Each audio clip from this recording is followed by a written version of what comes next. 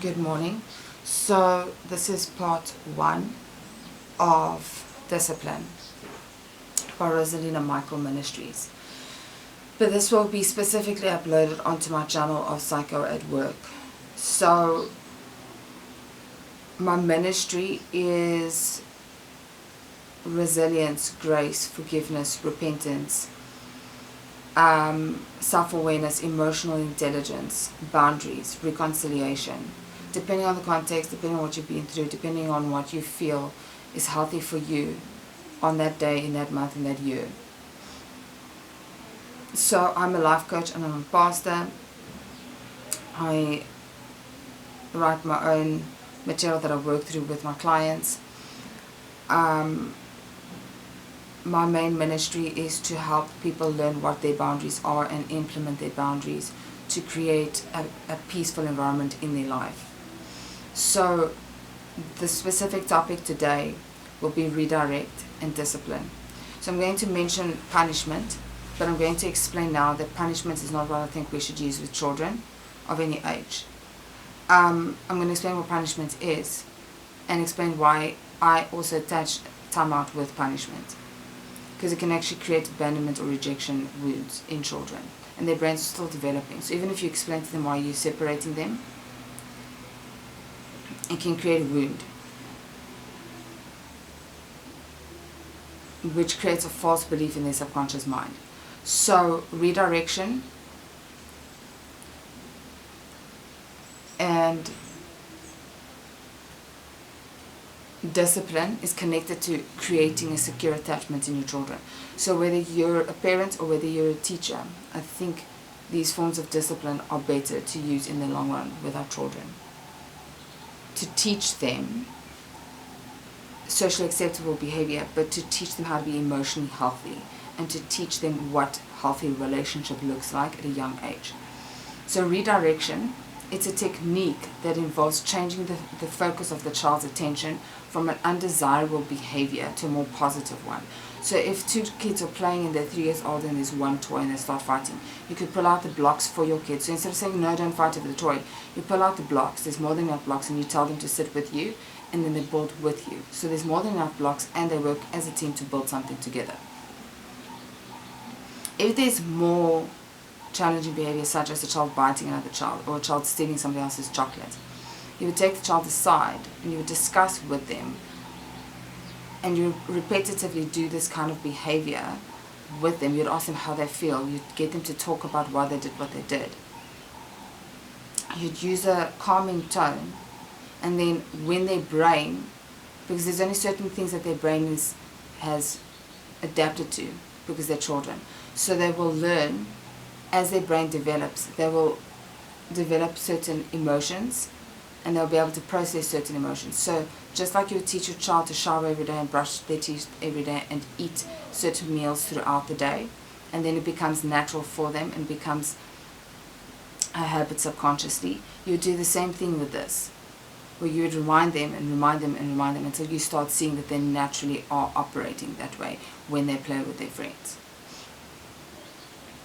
So redirection interrupts and then redirects a child's challenging behavior and attempts to calm the child down and avoid further conflict.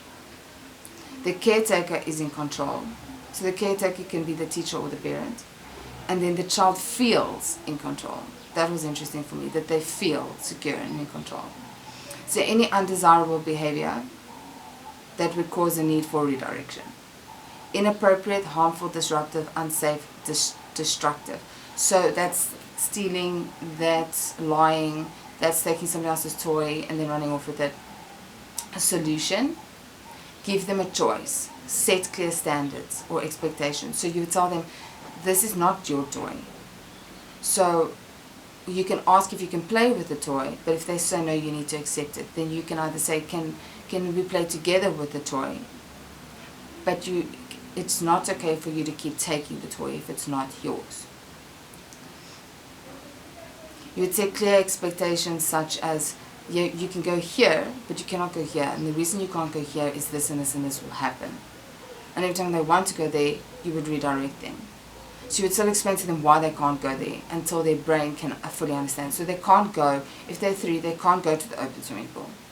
They might want to because now it seems like something that is exciting because we've said no, but there's a reason why we say no. You can't run in the road when there's cars there. It's unsafe.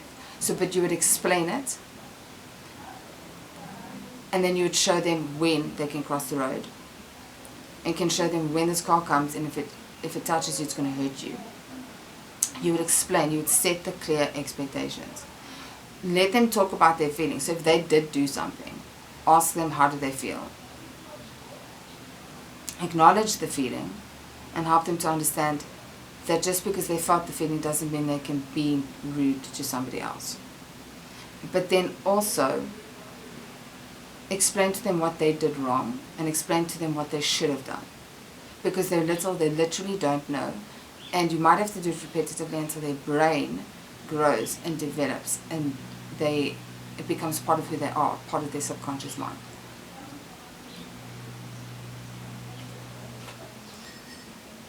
Interesting. Second point, define discipline. Discipline teaches your children new skills. It doesn't punish, it teaches them new skills.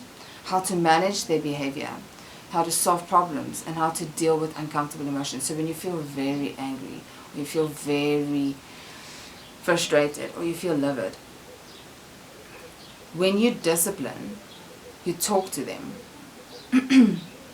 You show them what the correct behavior is. So smacking the friend isn't, playing with the friend is, telling the friend that let's play together with this activity. It teaches them to problem solve. So if this isn't working, let me do that. The problem solving mustn't hurt somebody else though.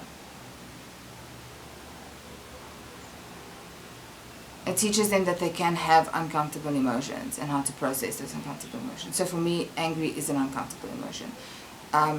Emotional, like wanting to cry, is uncomfortable in front of people. Teach them it's okay to cry. They should cry. They teach them it's not okay to cry to manipulate, but if they have a lot of emotions, let them cry. Soothe them when they cry. Children need to learn from the mistake to make better choices for the future. So my thought with this is, don't treat it like a mistake is a bad thing. Let them, and then say, what did you learn from it? Okay, cool, so let's try not to do that again. And if you do, it's okay, but let's really try not to do it again. Keeping in mind that we are human and so are they. So we also make mistakes. Discuss that with them. Tell them that you also make mistakes. Because they need to learn that it's okay to make mistakes. Point 3, the reason why punishment is not okay for me is that it makes a child pay for their mistake. So they feel guilt and shame. And if they feel guilt and shame as a child, they're going to carry it with them to adulthood. And the reality is if they didn't actually know it was wrong, why should they be punished for it? So you need to explain to them what they did wrong and what they should have done. And then maybe they can explain to you why they did it, and they can explain, yes, but this and this and this, so you can actually get a better understanding of the situation. You might find that you are wrong as a parent or as a teacher. So punishment controls the child rather than teaches them how to control themselves. So the Bible does say be self-controlled. So in a way saying, if you do this, you're going to get that. It's controlling the child, and it immediately creates fear and guilt. And it happens subconsciously, and then it shows up later on in adulthood. And then you hurt people unintentionally or intentionally as an adult in your life. Then, for me, redirection and discipline is connected to secure attachment. So my thought with secure attachment is connected to your tone and grace. So once you've discussed the problem, you let it go. Secure attachment is connected to self-control, gentleness from the caregiver. The child will sense the gentleness. Smile at the child, hold their hand, play with them, laugh with them. Once you've discussed the problem, have fun with them, let it go. Attachment between an infant and the primary caregiver develops at birth through one-on-one interaction. So as a caregiver, you can find one-on-one interactions to connect with your child, to get them to talk about their feelings, to get them to speak about what bothers them and what they like. Early interactions affect the brain and creates patterns for how the child will develop relationships as they mature. You can develop secure attachment with your child through nonverbal emotional interactions, through touch, eye contact, affectionate tone.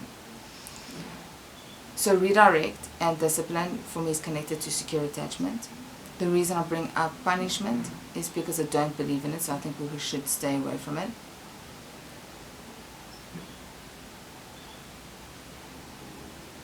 Please do leave comments in my comment section, but if they're rude comments, I'm going to delete and block. Please like, subscribe and share, and let me know if there's other topics you want me to talk about. I look forward to seeing you guys next week.